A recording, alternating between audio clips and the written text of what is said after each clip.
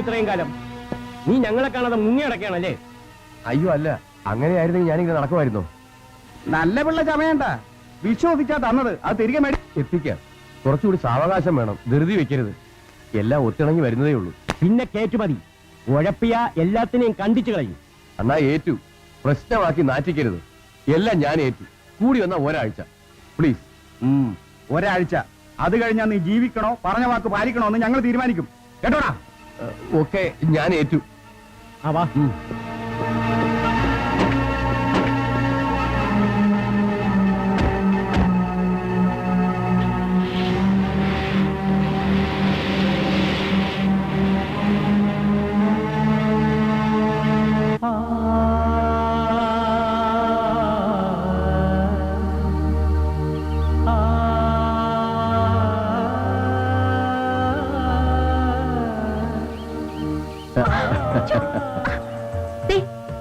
ചായമെല്ലാം ദേഹത്താവും കേട്ടോ. ആയിട്ടെ, എന്റെ ചിത്രമാണല്ലോ ചിത്രകാരിയുടെ മുന്നില്.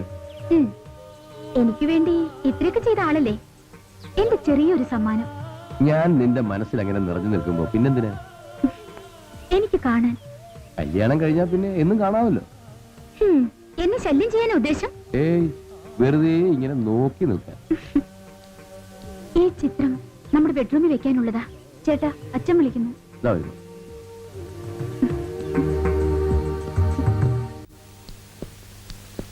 സുരേഷ്, ഞാൻ വരാൻ പറഞ്ഞത് മോഹിനിയുടെ വിവാഹം ഉടനെ നടത്തണം. എന്താ നിന്റെ അഭിപ്രായം? ഞാൻ തയ്യാറാ, പക്ഷേ എക്സിബിഷൻ അടുത്തു കഴിഞ്ഞു. അതിനു മുൻപേ വേണം. വെറുതെ ജനങ്ങളെ കൊണ്ട് അതും പറയിപ്പിക്കരുത്. ചേച്ചിയുടെ കാര്യത്തിലുള്ള ഉത്കണ്ഠ. ഓക്കെ, ഞാൻ റെഡി. പെൺകുട്ടികളാ, അതും 3 പേർ.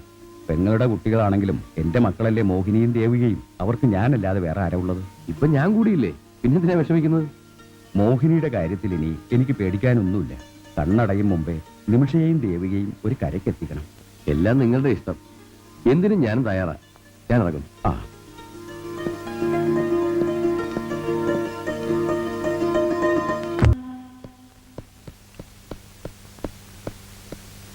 സുരേഷ് ഏട്ടാ, നിമിഷം ഇതുവരെ ഉറങ്ങിയില്ലേ? പിന്നെ ഈ രാത്രിയിൽ പാത്തും പതുങ്ങിയും വരുന്നത് ശരിയല്ല. അത് കൊൽക്കത്തയിൽ ഒരു എക്സിബിഷൻ നടത്താനുള്ള ഓഫർ കൂടിയുണ്ട്. അത് പറയാനാ വന്നത്. അതൊക്കെ ശരി തന്നെ. കാലത്ത് പറഞ്ഞ പോരെ, അല്ലെങ്കിൽ ഫോൺ ചെയ്യണമായിരുന്നു. നേരിട്ട് പറയണമെന്ന് തോന്നി. സോറി.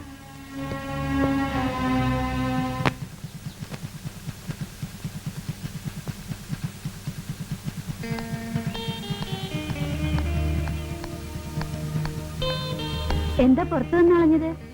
അകത്ത് പെൺപടയല്ലേ? ആ, അകത്ത് ചേച്ചിമാര് കേക്കണ്ട. കേട്ടാലെന്താ, എല്ലാവർക്കും അറിയാവുന്നതല്ലേ.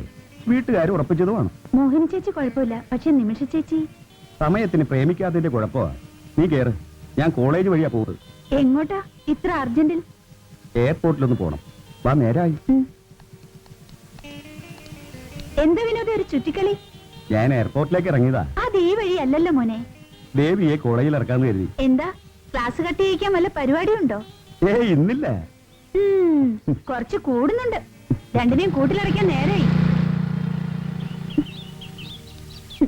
സുരേഷിന്റെ ബന്ധുക്കളെയൊക്കെ ക്ഷണിക്കണ്ടേ? എനിക്കങ്ങനെ എടുത്തു പറയത്തക്ക ബന്ധുക്കളൊന്നുമില്ല. ഉള്ളവരെ ക്ഷണിക്കണം. ഇല്ല, എന്റെ ബന്ധുക്കൾ നിങ്ങളൊക്കെ തന്നെയാ. ശരിക്കും പറഞ്ഞാൽ ഞാനൊരു അനാഥനെ പോലെയാണ്. ഫ്രണ്ട്സ് അല്ലേ?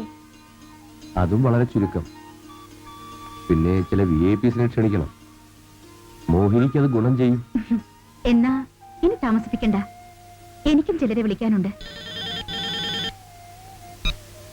ഹലോ പ്രതാപ് ജി, ഒരു നിമിഷം. അതെ, ആ എന്റെ വിവാഹമാണെന്ന് പറഞ്ഞിരുന്നല്ലോ. ആ, എനിക്കറിയാം എത്തുമെന്ന്. അതെ, ഫാമിലിയുമായിട്ടോ? ഓക്കെ, എല്ലാ സൗകര്യങ്ങളും ഉണ്ടായിരിക്കും.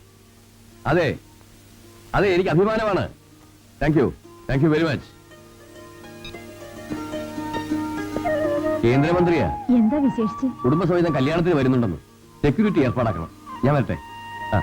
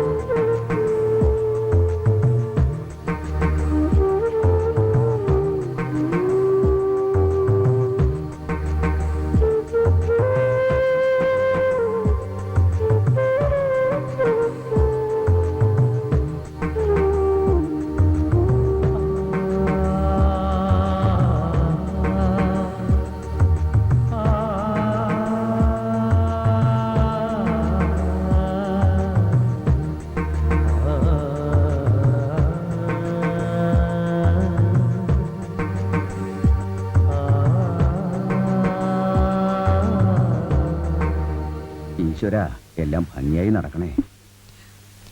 എന്താ സ്പെഷ്യൽ പ്രാർത്ഥന? നിങ്ങളുടെ കാര്യം തന്നെ, 3 പെൺപിള്ളേരാ. ആ ടെൻഷൻ ദൈവത്തോടല്ലാതെ മറ്റാരോടാ പറയുക? അമ്മാവന്റെ പ്രാർത്ഥനയുടെ ഗുണമാ ഞങ്ങൾക്ക് എന്നും ഉള്ളത്. നല്ലവനാ സുരേഷ്.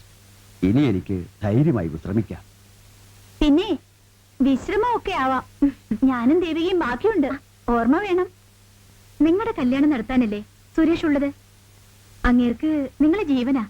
കല്യാണം കഴിഞ്ഞാ ഇവിടുന്ന് മാറി തന്നാ മതി. ആ അല്ലേ അച്ഛാ? ദേ, ഞങ്ങളെ കുടിയൊഴിപ്പിക്കാനുള്ള പ്ലാൻ അല്ലേ? എന്നും കരുതാം.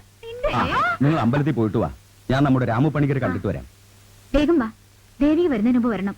നടക്കും. വിനോദ് ഇരിക്കെ, ഞാൻ ചായ എടുക്കാം. അവരെത്താൻ വൈകുമെന്നാ പറഞ്ഞത്. ചായ തിളപ്പിച്ച് സമയം കളയാനല്ല ഞാൻ വന്നത്. പിന്നെന്തിനാ? അത് പറയാനുള്ളതല്ല. ആ പുസ്തകം ഇതാ. ദേ ഇവിടെ ഇരിക്കെ, ഞാൻ ഇപ്പൊ വരാം. വേണ്ട, ദൈവമാ ഇങ്ങനൊരു ചാൻസ് തന്നത്.